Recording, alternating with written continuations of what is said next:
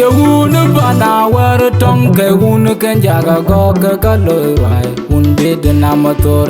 yagana jopui loy benang dumde an ke god batang bakwe jalo jiti bai walun makro pero jumading ku general mangar pong o kala pan ma jang kwero dinye chudi yana mama margre da bung jole de yawunu bana waru tong ke wunu ken jaga go ke kaloi wai unde de namator yagana jopui loy benang dumde an ke god batang bakwe jalo jiti bai walun makro pero jumading ku general mangar pong o kala pan ma jang kwero dinye chudi yana mama margre da bung jole de Salamdu anyar buat kode majak Kolam majur maborongong Kule dudai kuir jual majar Malana makir majang kuir Kau jumat kaduk dama biik lada Lekol juluat Cuma dia bawa gemagura Terukang yang ngetakping Kau banyun genjak Emun mekir Kau tiam dia nida gemaku manukwe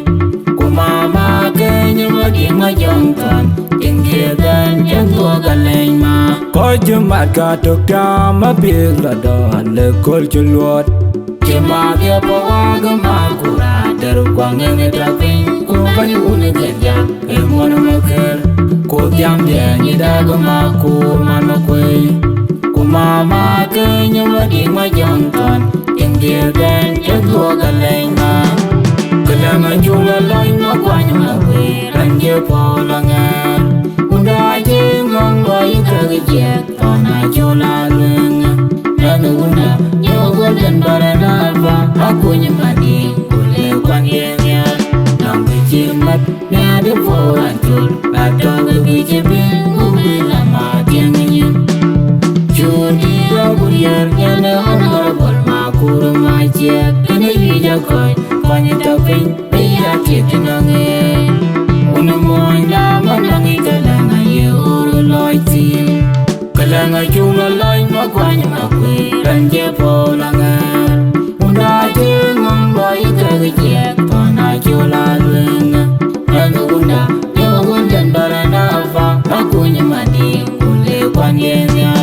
Nangke jimat Gade polantul Bato kegejeping Ubi lama tiangin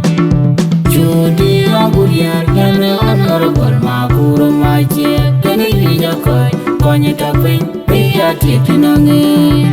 Unamoy nama nangi Kalanga ye uru loy tim Kalanga cuma loy makwanya makwe Ranje polangan Udah jengong loy kagejek Tana jola luenga Lalu unda Nyogon dan baranava Aku nyemadi Kule kwan yenya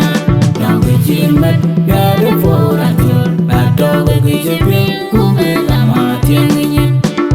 Judi aku liar Yana honor bermakuru majek Kena hijakoy Konya taping Biya titi nangi Unamoy nama nangi Kalanga ye uru loy tim Magok morja yaga yom Beja de jaga Kinyan tunam Ayora tilde kwimtuk Magok morja yaga yom Beja de jaga Kinyan tunam Ayora tilde kwimtuk Chung mati Odil tok tona Chung mati Yagreng itona Manyale Odil tok mora Chung mati Yagdil tok maya Chung mati Yagreng imora Chung mati Adil tok gaya Manyale Oreng itona Chung mati Yagdil tok mora Chung mati Yagdil tok gaya Chung mati Odil tok tona Chung mati Yagdil tok maya Manyale Yagreng itona Chung mati Adil tok Kalanga gaya chung mati Makwanya makwe Ranje polangan Unda jengong bayi kagejek Tana jola lenga Lalu unda Nyogon dan baranava Aku nyemadi Kule kwan yenya Nangke jimat Gade polantul Bato kegejeping Ubi lama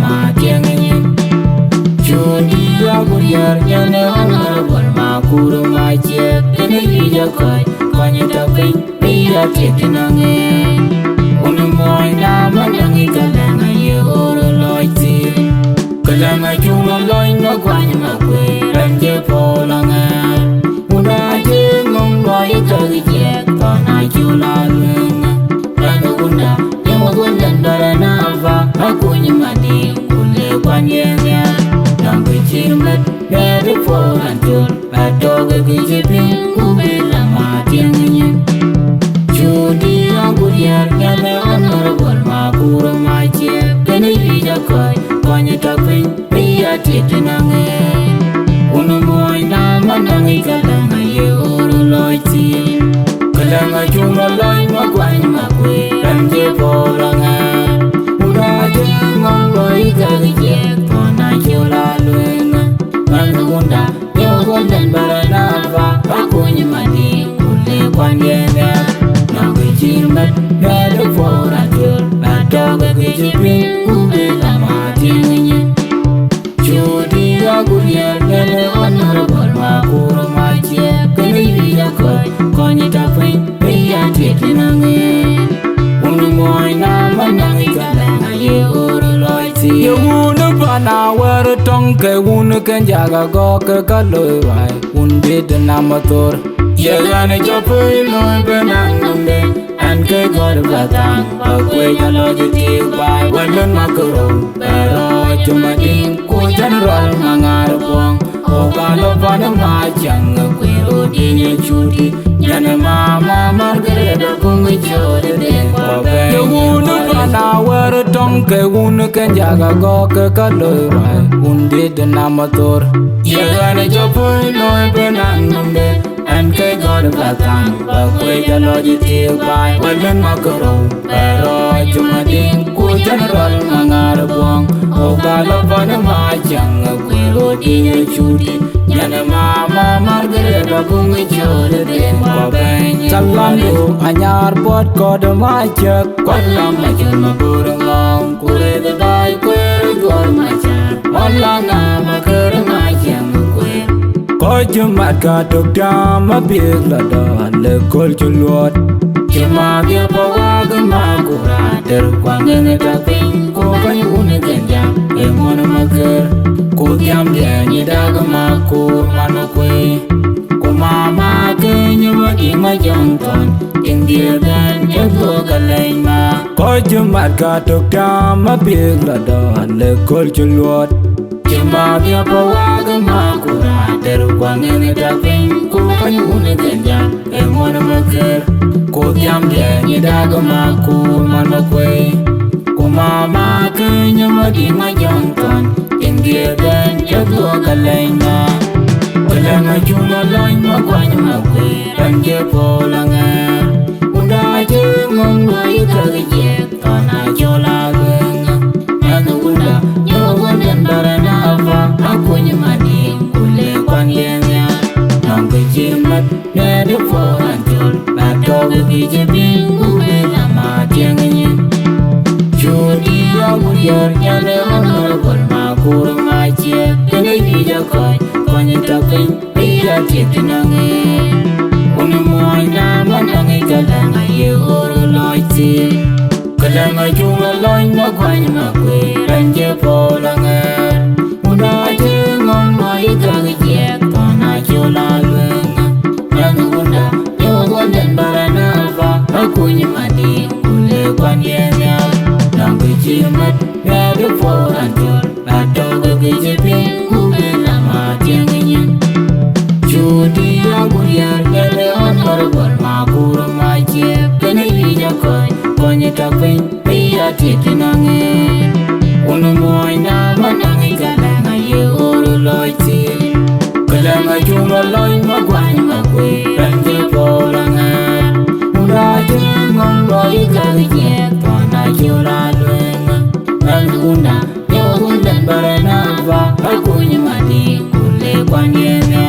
Nambe chimbat nere polantur adoge kijipi kubela matianginye Judi anguriar nyale honorable makuro mache kene hija koi konye tapin priya tete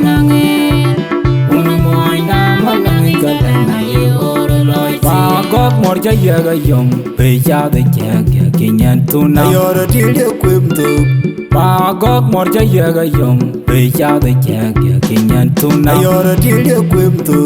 chung ma O dil tok tona chung ma Ya reng ni tona ma nyale O dil tok mora chung ma Ya dil tok ma chung ma Ya reng ni mora chung ma A dil tok ge ma nyale O reng ni tona chung ma Ya dil tok mora chung ma Ya dil tok ge chung ma O dil tok tona chung ma Ya dil tok ma Ya reng ni tona chung ma Dil tok ge chung ma ma kwany ma kwe ran ke po la ngar uda je ngom ba yu ka ge tona chola lenga ran unda yo gon barana va akuny ma di kule kwan yenya nang ke chimat na de po na chul ba to ge je bin ubi la ma tiang yin chuni aguriar nyane honorable ma kur ma che kene ya koy kwany ta pin ya titinange unu moy la manange kalanga ye oro loiti kalanga chunga loy ma kwany ma kwe ranje polanga una je ngong loy ka ge tona chola lenga anga gunda yo gundan barana va akuny mani kule kwan yenya